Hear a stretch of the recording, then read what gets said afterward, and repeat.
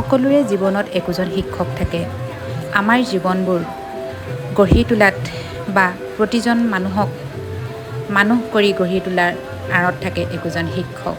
সেয়েহে শিক্ষকসকলক মানৱ সম্পদ গঢ়াৰ কাৰিকৰ বুলিব পাৰি। পশ্চিম গোলাঘাট শাখা সাহিত্য সভাৰ উদ্যোগত এইবাৰ শিক্ষক দিৱসটি খুব সুন্দৰকৈ পালন কৰা হ'ল। প্ৰায় ৩২জন শিক্ষকক একেটা মঞ্চতে উষ্ম আদৰণি জনাই তেওঁলোকক ৰঙা গোলাপ, সম্বৰ্ধনা পত্ৰ, ফুলাম গামোচাৰে সন্মান যচা হয়। এয়া আছিল পশ্চিম গোলাঘাট শাখা সাহিত্য সভাৰ অনন্য পদক্ষেপ। খুব ভাল লগা এটা পৰিৱেশ আছিল। সেয়েহে অলপমান ভিডিঅ' কৰি ৰাখিছিলোঁ আৰু সেইখিনি যথাসময়ত মই আপলোড কৰিবলৈ সুবিধা, অৱশ্যে মই সময় মিলাব পৰা নাছিলোঁ। সেয়েহে ভিডিঅ'টো আপলোড কৰোঁতে অলপ পলম হ'ল। পশ্চিম গোলাঘাট শাখা সাহিত্য সভাৰ সদস্যসকলে আৰম্ভণিতে অসম সাহিত্য সভাৰ সংগীতটো পৰিৱেশন কৰে।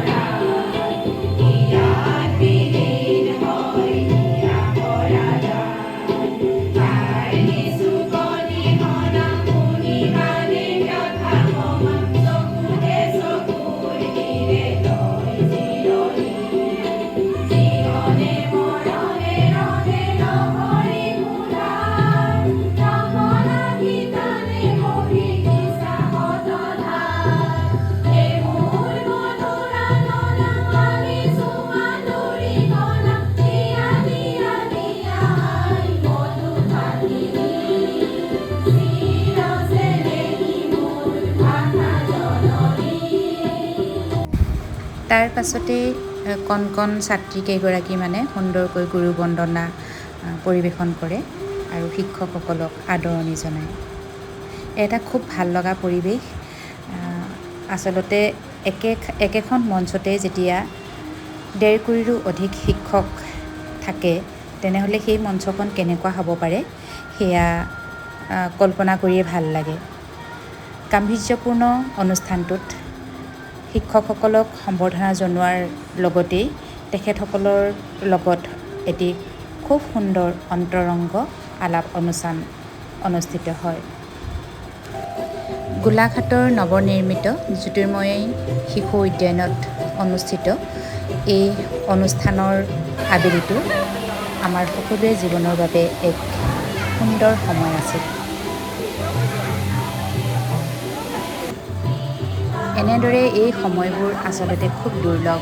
কাচিতহে এনেকুৱা সময়বোৰ পোৱা যায়।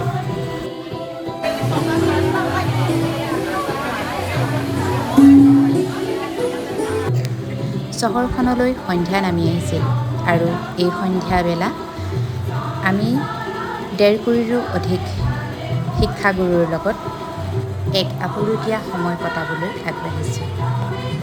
এয়া শিক্ষাগুৰুসকলক প্ৰথমেই এপাহি ৰঙা গোলাপ আৰু এটা শিক্ষক দিৱসৰ টিকটেৰে আদৰণি জনোৱা হয়।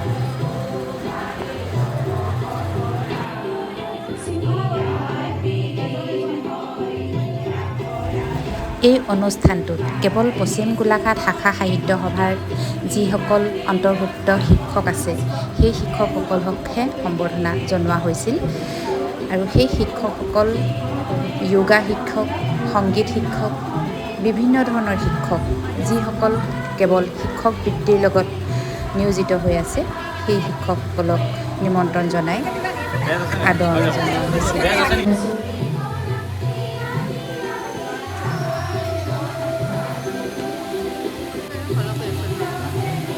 উপস্থিত থকা আমাৰ সম্পাদক আমাৰ অতিকৈ শ্ৰদ্ধাৰ পিতামহ আমাৰ দিগন্ত কুমাৰ ভূঞা ডাঙৰীয়াক মই মঞ্চত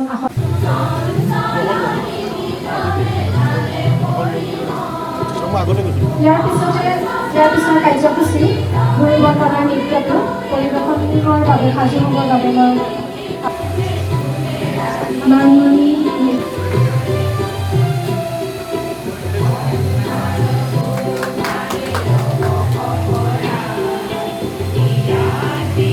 এনেদৰে প্ৰতিজন শিক্ষকক পশ্চিম গোলাঘাট শাখা সাহিত্য সভাৰ তৰফৰ পৰা আৰু অসম সাহিত্য সভাৰ তৰফৰ পৰা পঠিওৱা সম্বৰ্ধনা পত্ৰ আৰু গামোচাৰে সম্বৰ্ধনা জনোৱা হয়।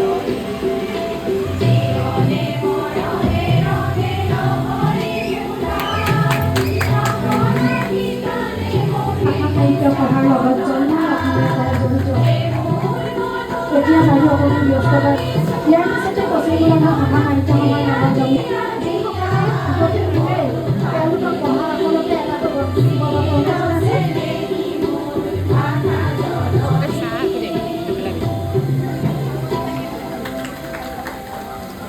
সভাৰ শুভাকাংক্ষী অতি হেঁপাহেৰে মোলৈ প্ৰতিটো জন্মদিন উপলক্ষে সমগ্ৰ ভাৰতবৰ্ষত শিক্ষক দিৱস পালন কৰা হৈছে। গতিকে প্ৰথমতেই এইগৰাকী আমি যেতিয়া পিছত পৰিছিলোঁ জহন ছাৰ বুলি এজন ছাৰ